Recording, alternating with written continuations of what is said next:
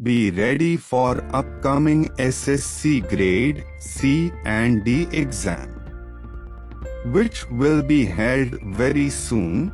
Now, I am going to dictate a journal passage based on Sir Kailash Chandra's shorthand transcriptions number 265 at the rate of 120 words per minute. Let's start. Sir, I beg to move that the bill to give effect to the financial proposals of the central government for the financial year 2001-2 be taken into consideration. Sir, I had, in my speech in the House on 24th July 2001, while presenting the budget for 2001-2, explained the main features of the proposals contained in the bill. The explanatory memorandum circulated to the Home members also contains the details of the specific provisions in the bill.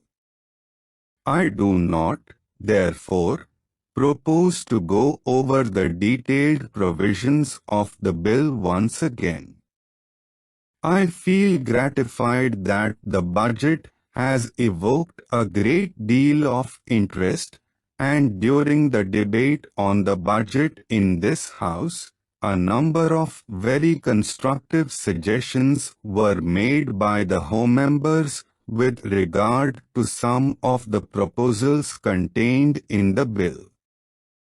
I have also received a large number of representations from members of the public, trade unions, voluntary organizations, professional bodies, and chambers of commerce on the proposals in the bill. I express my sincere gratitude to all of them for giving us these valuable suggestions.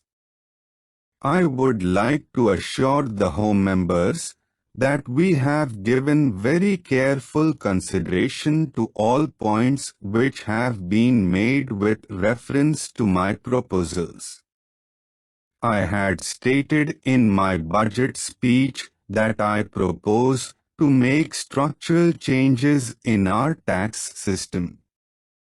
As the Home members are aware, the government have since set up a tax reforms committee to look into the entire tax structure.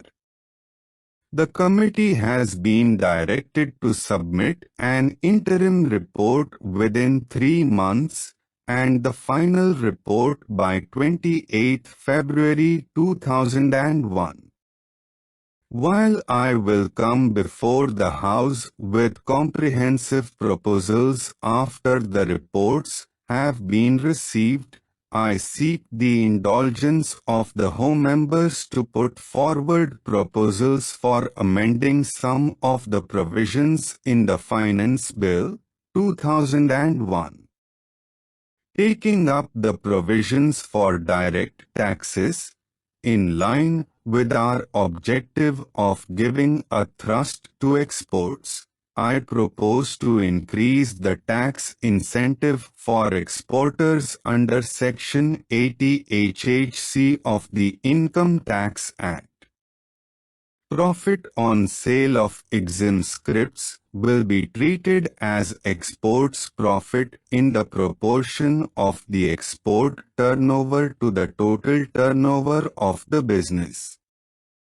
Home members will recall that I had proposed certain modifications in the scheme of tax concession for tourism industry as contained in Section 80 HHD of the Income Tax Act.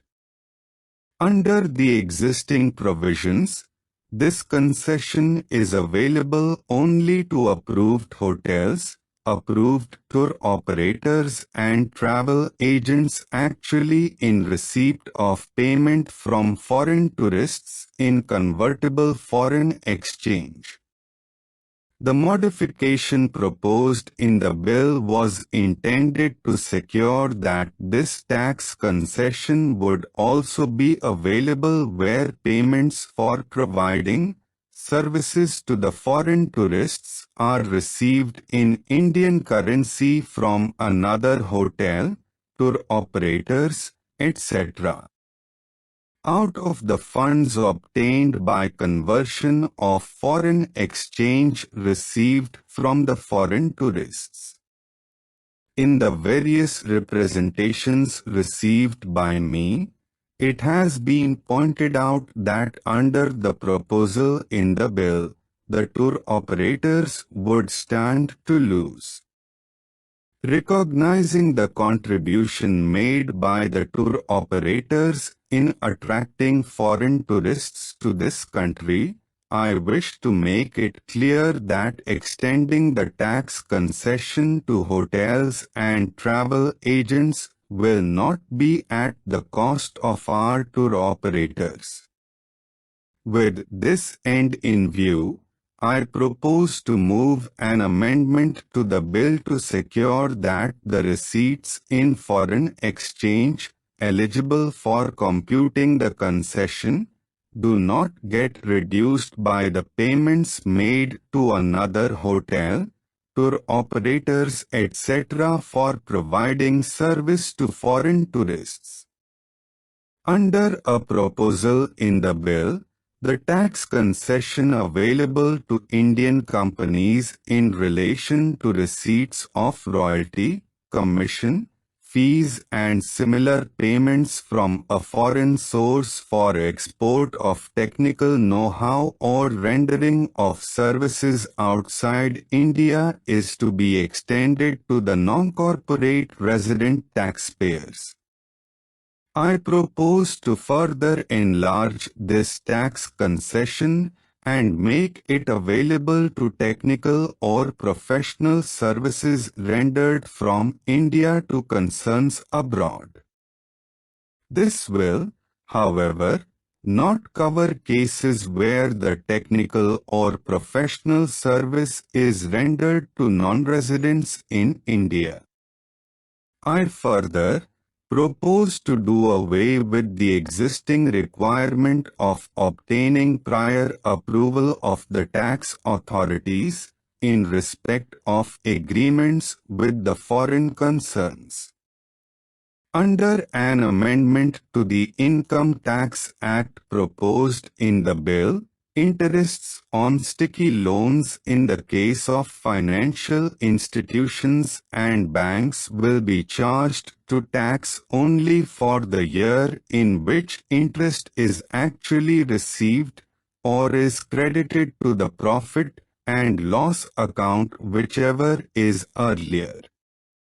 I propose to provide that interest tax on such interests will also be charged only in the year in which the interest is actually received or is credited to the profit and loss account, whichever is earlier, by the bank or financial institution. Stop.